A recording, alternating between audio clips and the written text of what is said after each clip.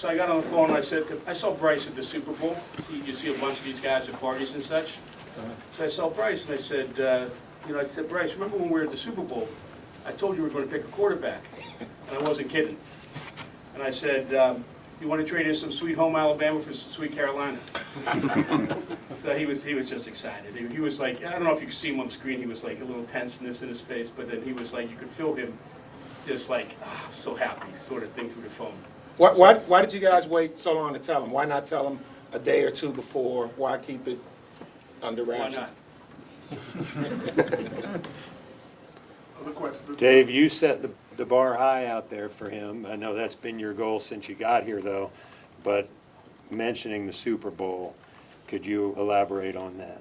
Well, when we went through the process of quarterbacks, listen, just as you guys know, we went through a very deep process with the head coach, found what we believe is the best head coach we could find, and then set the head coach free to get the best staff he could find.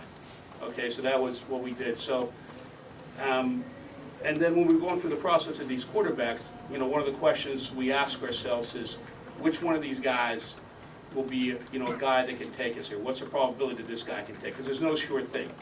So, not to talk about all the different guys, but we thought this guy had the highest probability of winning Super Bowls. And I think for myself, and I don't want to speak for Frank, and I think he feels, and Scott, we feel the same way. Listen, you want to win Super Bowls. And there's no sure thing here, but it's a probability sort. And we thought this guy has the best probability of winning us Super Bowls.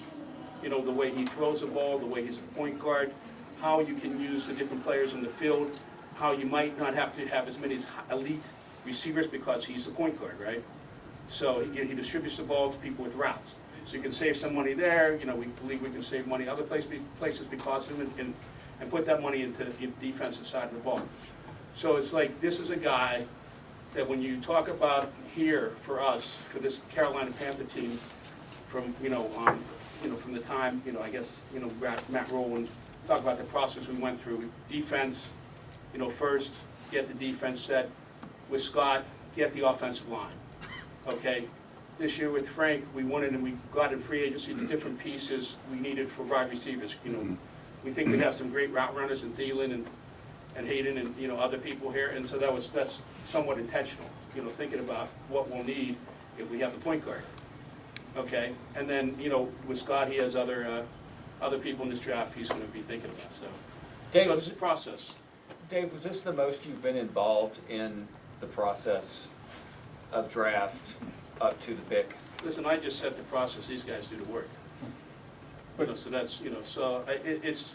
Look, I mean, you guys have to understand. We were here a year and a half trying to figure out. I didn't know what the heck. I was on the business side, and so for the first year and a half, I was trying to figure out what was going on, and then COVID hit, and so we're out of the building for 2.5 more years, and then we're in the building. Have a better chance last year to see what was going on, what was right, wrong, and different, and so we just and with Scott now together.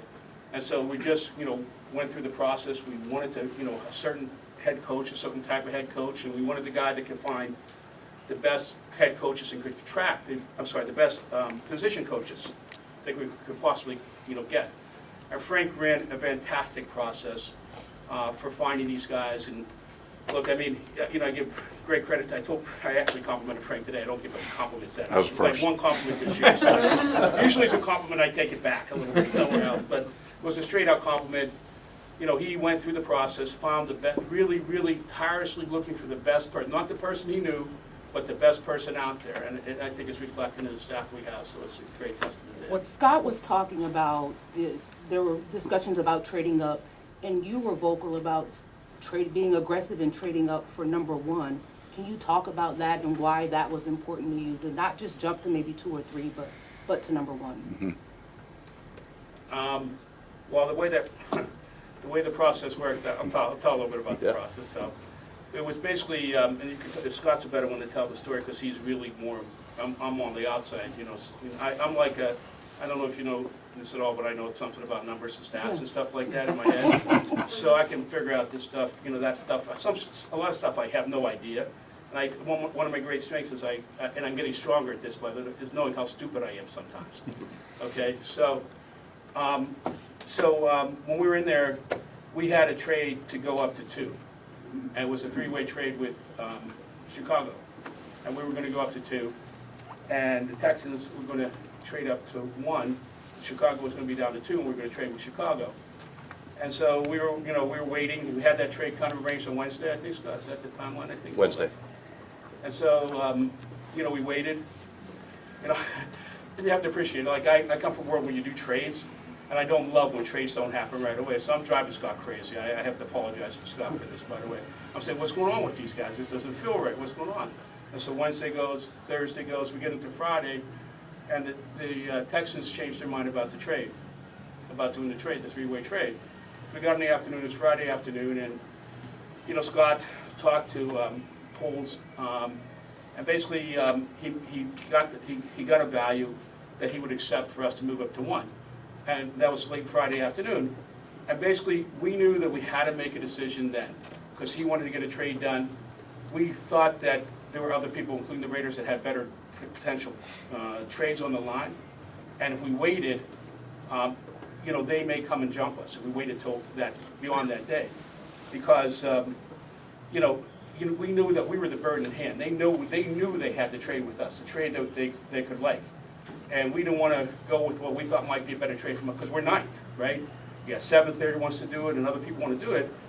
So we all decided that this was the right thing to do for the incremental amount we could trade up, and it was a joint decision. Everybody was on board with it, I think, at the time, and we knew that if we didn't do it then, we may lose it. And so we just made that decision, all together, just talking it out, 15, 20 minutes. Scott called up, he can tell you the rest, I wasn't on the phone, so. And I think does that pretty much? Yeah. We just called Ryan at that point, and we've been working through it, and the important part is just that constant communication that we had, so it wouldn't die. And Friday it was just like, hey, what's it gonna take? If this isn't gonna happen this way, we want to make sure it happens. We want to get to 1 in order to control this decision. And Ryan was great with it, and we made the trade. Hey, Dave, we'll do this last one and then get back to the draft one. Probably wisely so. Scott has been very complimentary of you throughout the process of hiring Frank, and Frank so as well with the coaching staff. And they say you have a different viewpoint than they do, and in particular the questions you ask in those interviews. What is your viewpoint? What's your perspective that's different? What do you look for?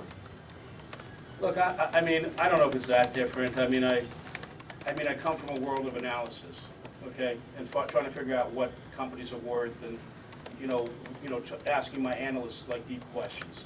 So that's the world I come from. So I just, in this process, I put the best that I know. I actually am not bad at this other thing I do. I'm better at that than I am at this, to tell you the truth. But so I took some of that world into here, that analytical sort of world, and try to think of the different factors that we want to find out beyond what these guys did. And listen, to tell you the truth, it's just one addition. This is a process, and Scott and the scouts. Listen, that's 90% of the work. Okay, 90%. Then Frank's another 7% or 8% or 9% of the work, and I add that last 1%. Okay, so just to give the credit where due, the credit's over here. And this is truly a process. I can't emphasize enough. We're true to this process this time. Okay, not all the time, other past years, but this is process in the coach, process in getting this quarterback, and not leaving a stone unturned. Okay, so this is truly in everything we're doing and everything that we did with the coaches. And when Frank was hired, the process of do we have the best person? Do we have the best person? And true to the process, Scott, true to the process. We're not messing around. Okay, let's say it that way. And so, but the work is here. Okay, truly. All right, thank y'all very much.